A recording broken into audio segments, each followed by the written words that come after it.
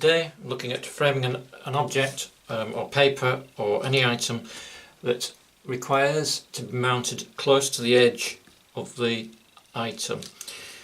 A banknote is a good example, although whether you actually frame a banknote and put it on display is questionable. So we need to frame this without having any fixings at all to the object. Obviously, if we use adhesives or tapes, then you're going to destroy the item, and that's not what we're looking for. So we'll move on, and what we're going to use is mylar film. You can buy it in large quantities on a roll, or in smaller quantities it can be found as protectors for screens on mobiles and pads. So first thing to do is what we're going to do is we're going to support the pound note within 2 sheets of the mylar film. So I've cut it roughly to size, and now I'm going to fold it in half. The size we're looking for is the size of the mount, slightly larger than the size of the aperture on the mount. Okay, so what we need to do now, having folded it, is get some good quality adhesive tape.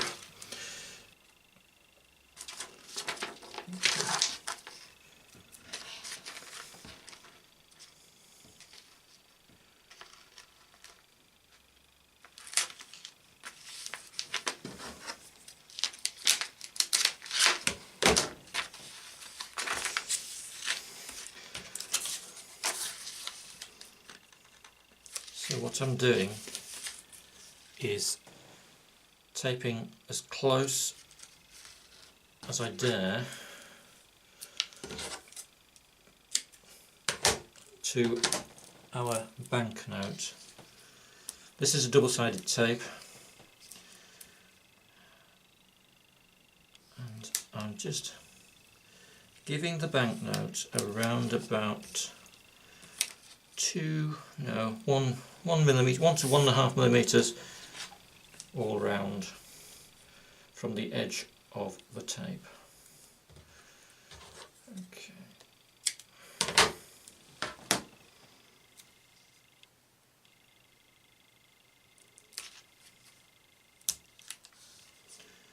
Wasn't very good.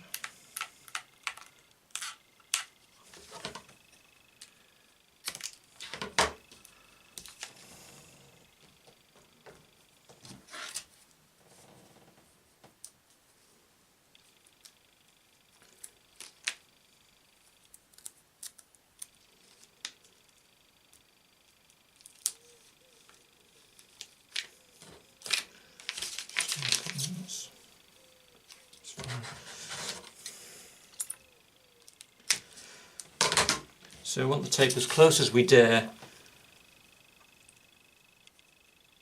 on the top and the bottom anyway, to the banknote, so that we don't get too much slippage once it's inside the packet. So there we go. I shall now peel off the backing from our tape.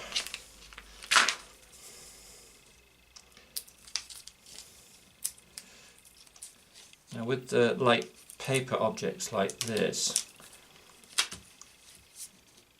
the electrostatic effect will hold it pretty much in position, because obviously we don't want the edges of the pound note touching the adhesive. So I'm going to now just gradually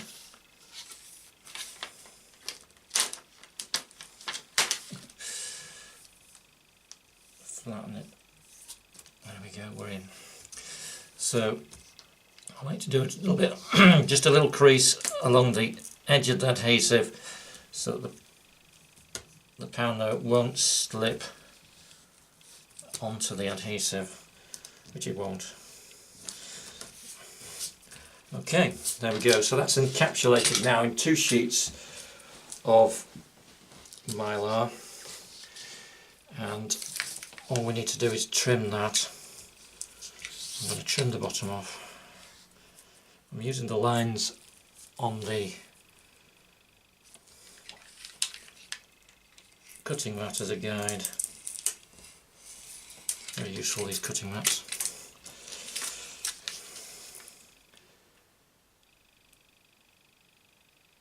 So I'll go there. Cut off around there. Gives a little bit. Tidy up the edges using a ruler if you're not happy to freehand, which I wasn't there because it was slipping.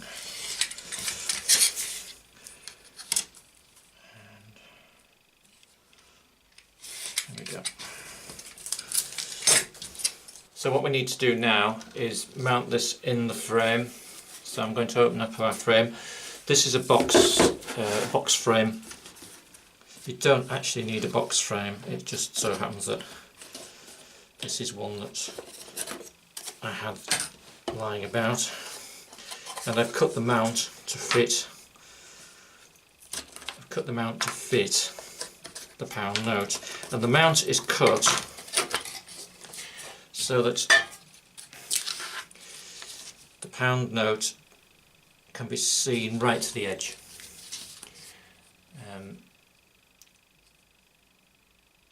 Okay, so now we need to stick that on, and the way we do that, well, there are many different ways, but I'm going to use on this double-sided tape again, since we've got it. This mount doesn't have a drop on it. If your mount has a drop on it, that means, by a drop I mean if the bottom is wider than the top, which is often the case, especially if it's professionally made, good quality mount, then obviously you need to make sure you get the right way up. Okay, so just going to carefully put that in position.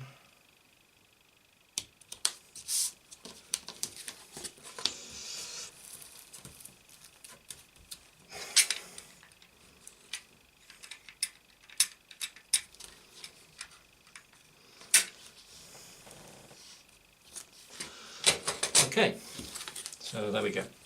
Now, let's go back in the frame. Simple. Put it back in the frame, and we have a mounted pound note. Now then, what we also need to do is we either need to put the back that came with it in there to keep it nice and flat, or what I've done is I've used the back to create another mount, and I've cut out the same size aperture in that, and I'm dropping that in the back, and this is going to be so we can see it from the back. And I'm now going to replace my spacers, which you wouldn't need to do if it wasn't a box frame.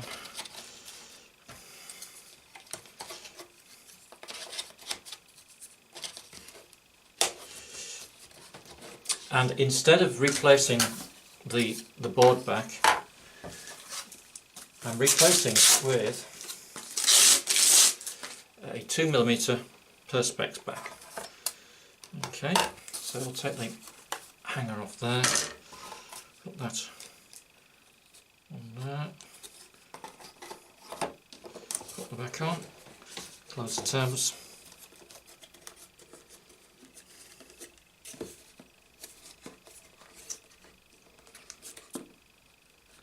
And there we have it. We have our pound